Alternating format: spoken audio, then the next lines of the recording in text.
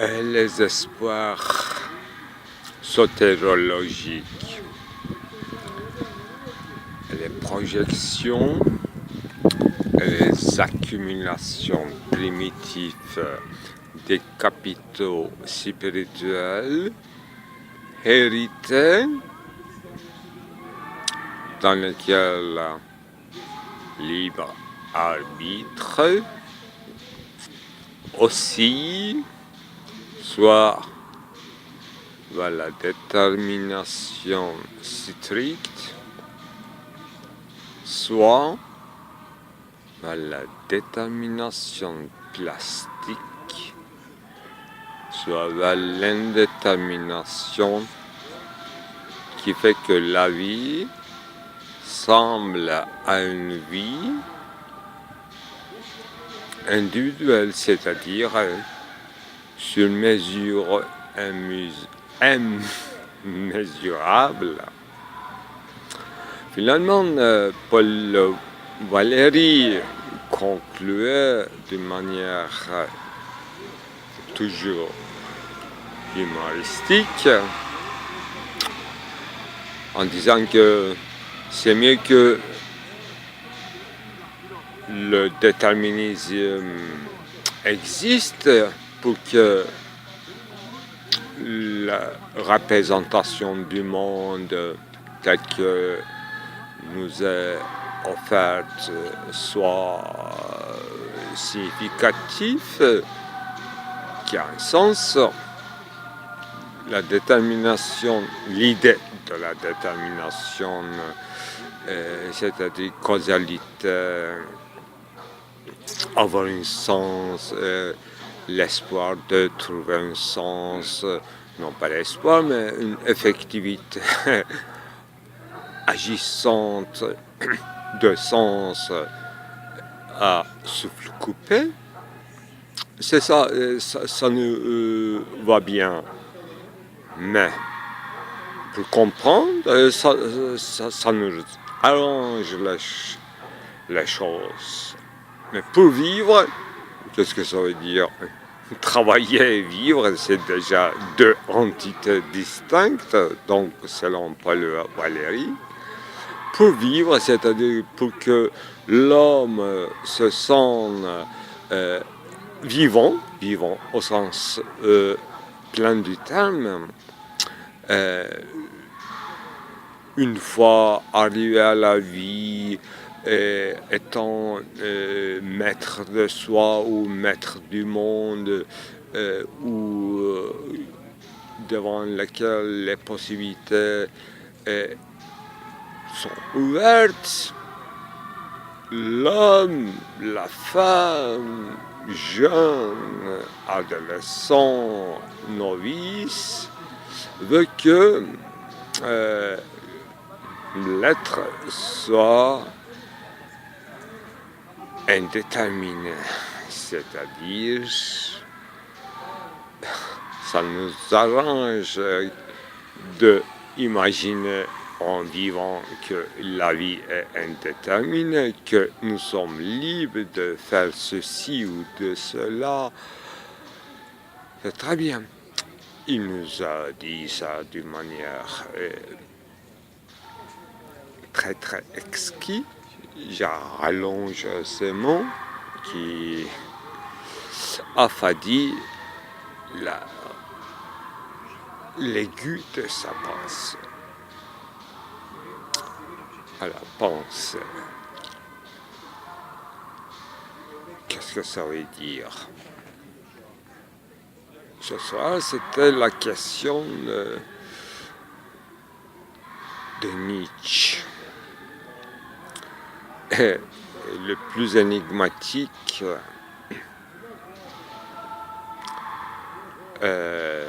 rapport de Nietzsche à la philosophie occidentale, c'est quelque chose devenu depuis très longtemps étrange à la rationalité de l'Occident.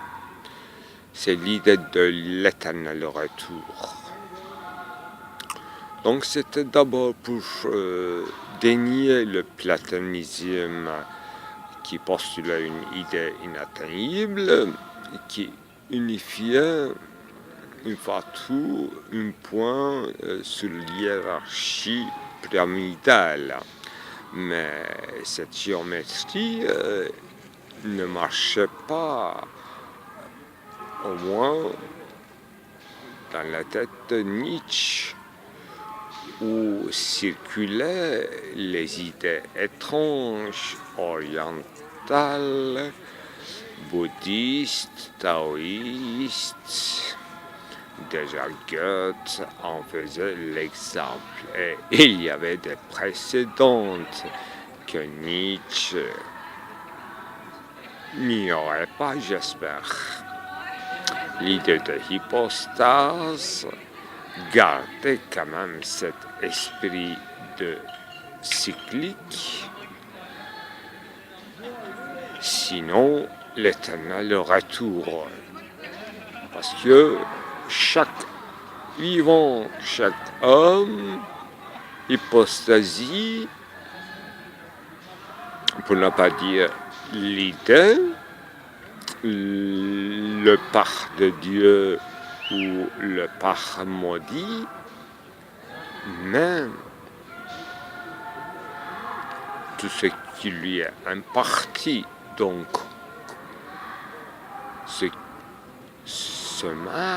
cette marge, là-haut, il n'est pas libre. Mais l'illusion ou pas, l'idée de liberté, ça, c'est l'essence, entre guillemets, de la vie, l'illusion nécessaire, une illusion optique ou autre, pour que nous arrangeons, nous avons une certaine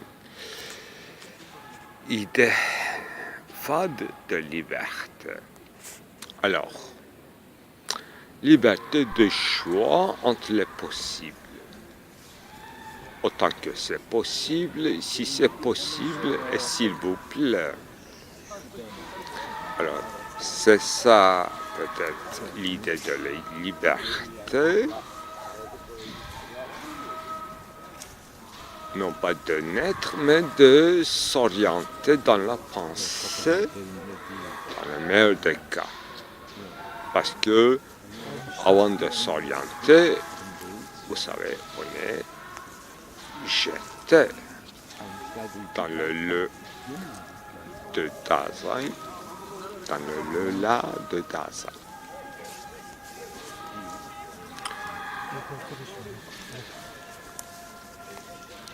Si c'est possible, on peut faire des arrangements. Si ce n'est pas possible, on incorpore l'impossible, soit pour en faire une idée projetée au futur, soit dans la profondeur de temps historique qui ne fait pas partie de la chronologie, soit on fait une fade copie de l'éternel sur la surface fade des choses, comme une cogito qui accompagne un pensée qui s'étale et qui s'exténue comme une pierre tombale, un signe, une surface picturale qu'on n'a pas encore dessinée. L'effacement des contours qui fait la loi, fade de tout surgissement Si la contour se disparaît et devient vague, c'est que la peinture achève. Et une peinture, ça ne dit rien autre que montrer une instantanée figée dans le meilleur des cas gravée sous l'espèce d'éternité sur la pierre. Donc gravé sans être prisonnier de la loi de la gravitation, c'est une sorte de signature qui signe à la fois qu'on signe. Je m'explique. Toute signature, c'est contre-signature, c'est-à-dire on ne signera jamais quelque chose s'il n'y a pas des autres signatures qui contredisent un acte violent que la signature, qui fait que toute signature, d'abord artificielle, ensuite toujours en défense de la territoire qu'on nomme le nom propre, qui à la fois contredit et qui préserve une singularité jamais trouvable.